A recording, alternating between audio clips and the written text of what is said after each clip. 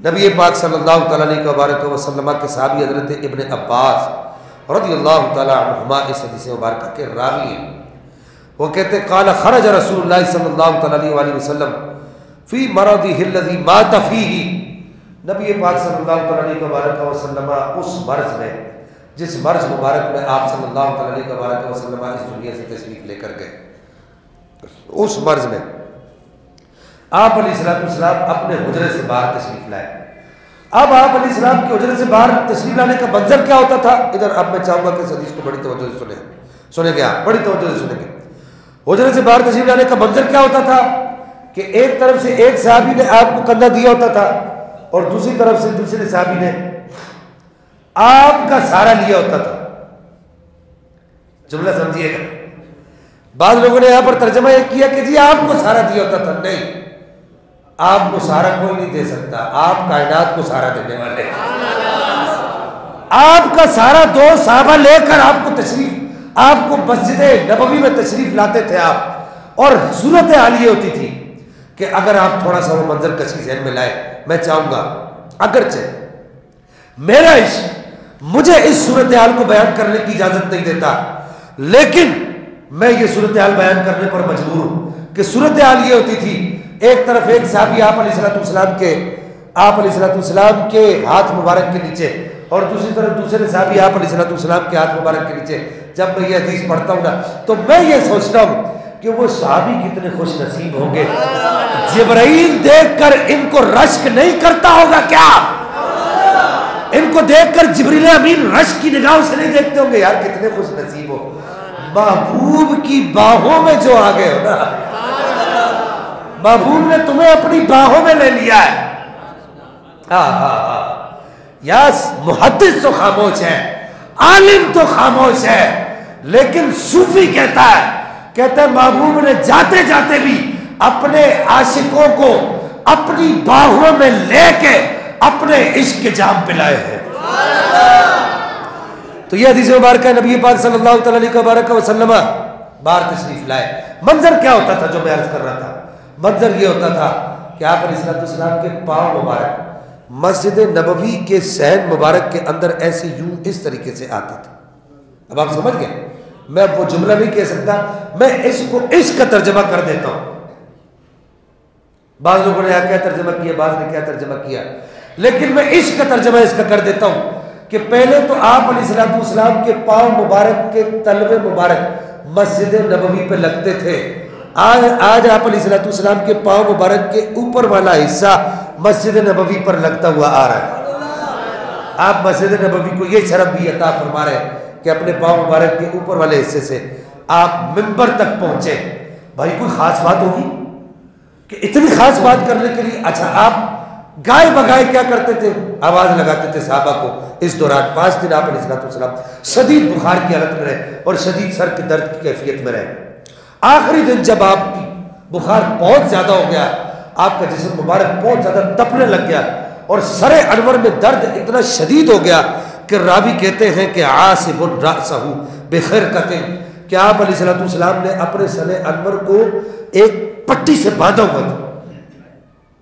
جیسے ہمارے آپ نے دیکھا ہوگا کہ گاؤں دیہاتوں کے اندر لوگوں کے سر میں درد ہوتا ہے تو وہ ایسے باندھ دیتے ہیں رومال سے، زور سے پٹی سے. ایسے نبی پاک علیہ السلام نے باندھا ہوا تھا. تو کبھی اگر سر میں ایسے پٹی باندھنے پڑ جائے تو یہ سوچ کے بات دیا کرے کہ یہ بھی ہمارے محبوب کی ایک ادا ہے، یہ بھی محبوب کی ایک ادا ہے. راوی کہتے ہیں کہ اس کیفیت میں تشریف لائے تو ہم سب ہمتن گوش ہو گئے. ظاہر ہے جب اگر کوئی اس کیفیت میں آئے تو آپ جب دیکھیں میری طبیعت خراب ہے، میں ایسے یوں ادھر پڑا ہوں ایسے بیٹھا ہوں اور میں کہوں کہ میں آپ سے کوئی ضروری بات کر رہا ہوں، تو آپ سب کہیں گے کہ یار کوئی نہ کوئی خاص بات ہوگی، کوئی خاص بات بتانے لگتا ہے، یہ شادی دنیا سے جانے والا ہے، آج یہ کوئی خاص بات بتانے آئے. تو نبی پاک بھی جانتے تھے کہ اب کچھ دیر کے بعد میں دنیا سے چلا جاؤں گا. اس کیفیت میں نبی پاک صلی اللہ علیہ وسلم تشریف لائے. فقعد علی المنبر، تو آپ علیہ السلام منبر پر آ کر تشریف فرما ہوئے. فحمد اللہ واثنى علیہ، آپ صلی اللہ علیہ وسلم نے اللہ کی حمد بیان کی اور اس کی تعریف بیان کی. یہ بیان کرتے ہی اور کوئی بات نہیں کی، کوئی بات نہیں کی.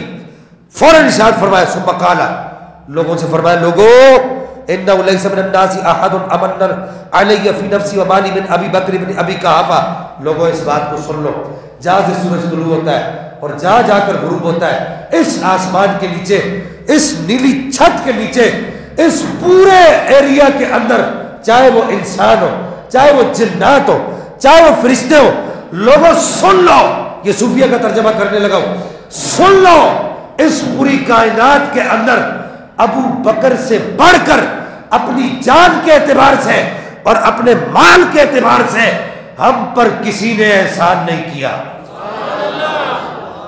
کیفیت کیا نبی پاک کی، ذرا سوچے تو صحیح، ذرا تصور میں تو لائے، اس کیفیت میں نبی پاک کیا ارشاد فرما رہے ہیں، لوگوں سنو، امنا علی فی نفسہ و مالہ، کہا یہ ابو بکر بن ابی قحافہ ہے۔ وہ سامنے بیٹھے ہوئے تھے ابو بکر صدیق رضی اللہ تعالیٰ وردہ عنہ، حضرت صدیق اکبر کی آنکھوں میں آنسو ہیں، صحابہ کرام رو رہے اور نبی پاک کی آنکھوں میں بھی آنسو ہیں۔ یہ بھی آپ کو عرض کر دوں، یہ بھی عرض کر دوں آپ کو، نبی پاک نے روتے روتے ارشاد فرمایا، فرمایا میرے صحابہ، ابو بکر سے بڑھ کر ہم پر کسی نے کوئی احسان نہیں۔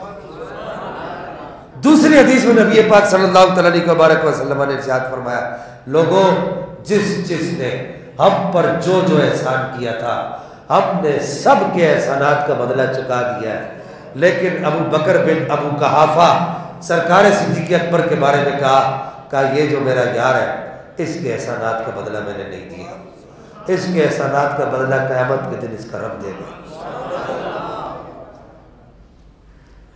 اگلے جملے سننا، نبی پاک نے کیا ارشاد فرمایا، سننا، دل کے کانوں سے سننا۔ اللہ تعالیٰ اپنے نبی کو ایک مقام عطا فرماتا ہے، میری معلومات کے مطابق صرف 2 نبیوں کو یہ مقام عطا فرمایا گیا، یہ حدیث کا اگلے الفاظ سننے سے پہلے یہ سن لیجیے، صرف 2 نبیوں کو یہ مقام عطا فرمایا گیا، ایک حضرت ابراہیم علیہ السلام کو یہ مقام عطا فرمایا گیا، اور ایک میرے اور آپ کے آقا حضرت محمد الرسول اللہ صلی اللہ تعالیٰ علیہ وسلم کو یہ مقام عطا فرمایا گیا، مقام خلیل۔ لیکن ہمارے نبی صلی اللہ تعالیٰ علیہ وسلم کو یہ مقام اس اعتبار سے عطا فرمایا گیا، سنیے گا، کہ حضرت ابراہیم علیہ السلام اللہ کے خلیل تھے۔ اس جملے کو میں چاہوں گا بڑی توجہ سے آپ سنیں گے، حضرت ابراہیم علیہ السلام اللہ کے خلیل تھے، لیکن نبی پاک ارشاد فرماتے ہیں کہ ابراہیم خود اللہ کے خلیل تھے، لیکن اللہ میرا خلیل ہے۔ فرق ہے، آپ صاحب طریقے سے آپ سمجھتے ہیں اس بات کو، اللہ میرا خلیل ہے۔ نبی پاک نے فرمایا، لوگوں سنو اپنے صحابہ سے، اسی حالت میں سر پہ پٹی بندھی ہے، شدید بخار ہے، جسم مبارک کو بخار نے گھیرا ہوا ہے اور بخار کو آپ نے شرف عطا فرمایا ہوا ہے، اور اس صورتحال میں نبی پاک علیہ السلام ارشاد فرماتے ہیں، او میرے صحابہ، میرا خلیل میرا رب ہے، اس نے مجھے اجازت نہیں دی کہ میں کسی اور کو اپنا خلیل بناؤں۔ اس مقام کے لیے رب نے میری ذات سے صرف اپنے آپ کو خاص کیا ہے، میرے رب نے، میرے اللہ نے، میرے خالق کائنات نے مجھے یہ حکم دیا ہے کہ اے معبود، تیرا خلیل صرف میں ہی ہوں، میرے علاوہ تیرا اور کوئی خلیل نہیں ہے۔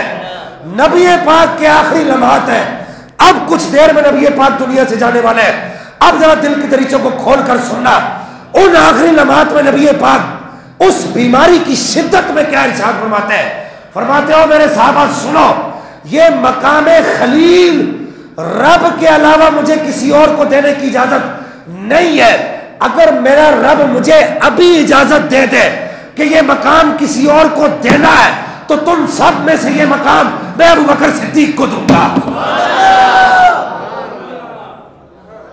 اللہ اللہ، اس پر اگر آپ تفصیل چاہتے ہیں تو پھر کبھی مقام خلیل پر میں بحث کروں گا، صوفیہ نے کیا لکھا ہے مقام خلیل پر کہ مقام خلیل کیا ہوتا ہے۔ امام ربانی کے خلیفہ گزرے علامہ بدر الدین سرندی، انہوں نے بڑی کمال بحث کی اس کے اوپر، لیکن نبی پاک علیہ السلام نے اب آخری بات ارشاد فرمائی، اب سننا، ایک ایک اس حدیث کا جملہ سننے والا ہے، میں چاہوں گا کہ آپ اس حدیث کو یاد کر لیں، جب حضرت صدیق اکبر کا عرس کا دن ہو تو بیٹھ کے اپنے بچوں کو سنایا کریں۔ میرا گزشتہ 2 سال سے معمول ہے، میں یہ حدیث مبارکہ حضرت صدیق اکبر کے عرس والے دن ان کو بیٹھ کر سناتا ہوں کہ آ جاؤ بچوں تمہیں حدیث سناؤں، تو یہ سنایا کریں۔ قبلہ تبدیل ہو گیا. تھوڑا سا پیچھے چلے جائیں, ابھی مرض الوفات سے پہلے کی بات, پھر یہ بات سمجھ آئے گی. قبلہ تبدیل ہو گیا. قبلہ تبدیل ہوا تو ہوا یہ کہ مسجد نبوی شریف علیہ صاحب صلاۃ والسلام جب بنی تو مسجد نبوی شریف کے ارد گرد صحابہ کے گھر تھے, ادھر ادھر صحابہ کے گھر تھے. سارے صحابہ نے ادھر گھر بنا لیے کہ وہاں سے جھانک جھانک کے محبوب کے جلوے دیکھا کریں گے. کھڑکیاں بنا لی سب نے مسجد نبوی کے بھی, ہر صحابی نے اپنے گھر کی بھی کھڑکی بنا دی اور سرکار سے عرض کر کے یا رسول اللہ ذرا ادھر سے کھڑکی نکلوا دیں, ذرا میرا گھر ادھر سے تو میں آپ کو. اب ہوا یہ کہ قبلہ تبدیل ہو کے مثال کے طور پہ پہلے ادھر تھا, پھر ادھر چلا گیا. ادھر چلا گیا, جب قبلہ ادھر گیا تو نبی پاک صلی اللہ تعالیٰ علیہ وسلم نے سارے صحابہ کو ارشاد فرمایا کہ اب اپنے اپنے گھروں کی کھڑکیاں بند کر لو, اور مسجد نبوی شریف کی بھی جو اس طرف کھڑکی کھلتی ہے جس کے گھر کی طرف, وہ ساری کھڑکیاں بند کر لو. اب حضرت صدیق اکبر نے جب یہ لفظ سنا ہوگا, یہ ایک جملہ سنا ہوگا, تو آپ کی طبیعت پر ایک عجیب سی کیفیت طاری ہوئی ہوگی. تو جب صحابہ کرام اٹھے کھڑکیاں بند کرنے کے لیے تو صدیق اکبر بھی اٹھے. نبی پاک نے حضرت ابوبکر صدیق کو بولا کہ ابوبکر ادھر آؤ, ادھر آؤ. عرض کی جی بندہ نواز. فرمایا یار کے لیے نہیں ہے. فرمایا ابوبکر سب کے گھر کی کھڑکی بند ہو جائے گی, تیرے گھر کی کھڑکی بند نہیں ہوگی. اب یہی منظر ذرا آخر میں آ جائے. نبی پاک دنیا سے جا رہے, ارشاد فرماتے کل خوخۃ فی ھذا المسجد غیر خوخۃ ابی بکر سدوا عنی. ارشاد فرمایا کہ میں تو دنیا سے جا رہا ہوں, لیکن سن لو جب قبلہ تبدیل ہوا تھا تو میں نے سب کے گھروں کی کھڑکیاں بند کرائی تھی. اب نبی پاک جانتے ہیں کہ میں دنیا سے جا رہا ہوں, میرا مزار یہاں بنے گا. اب ابو بکر کے گھر کی کھڑکی کے ہی لوگ اپنے بند کر دیں. سمجھیے گا, نبی پاک جانتے تھے کہ کہیں ایسا نہ ہو میں چلا جاؤں تو ابو بکر کی طرف جو گھر کی کھڑکی کھلتی ہے بند ہو جائے. نہیں, سرکار نے یہاں آخری لمحات میں بھی تھوڑی دیر میں دنیا سے جانے والے, جاتے جاتے ارشاد فرمایا لوگوں آج بھی میری بات وہی ہے, ابو بکر کے گھر کی طرف جو کھڑکی کھلتی ہے اس کو بند نہیں کرنا, کیونکہ سرکار جانتے تھے یہاں میرا مزار بنے گا اور یار کے گھر سے مجھے ہوا آتی رہے گی.